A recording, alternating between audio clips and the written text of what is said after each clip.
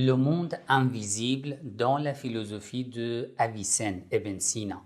Est-ce que l'invisible existe? Est-ce que l'existence et l'être se limitent dans ce qui est perçu, ce qui est senti, ce qui entre dans le domaine de la sensation, ce qui est saisi par la sensation ou non? Et dans cette vidéo, je vais parler des opinions, des paroles de Ibn Sina, Avicenne, par rapport à l'invisible. Est-ce que d'après lui, l'invisible ou un être qui ne peut pas être perçu par la sensation existe ou non? Ibn Sina était musulman, un philosophe musulman, mais un génie en plusieurs domaines.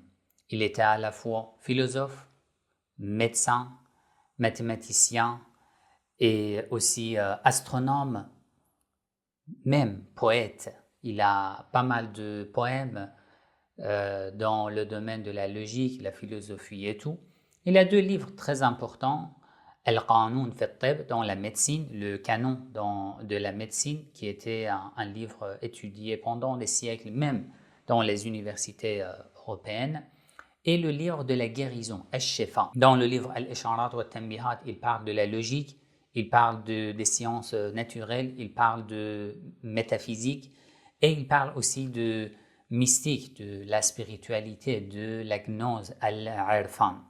C'est juste un résumé concernant le livre Al-Isharat wa Tanbihat sur lequel je me base dans cette vidéo pour vous parler de l'être invisible d'après Avicenne. C'est pour ça que je lis et je traduis pour vous en français afin de comprendre comment il pense et comment il voit, quel est son avis concernant l'être invisible.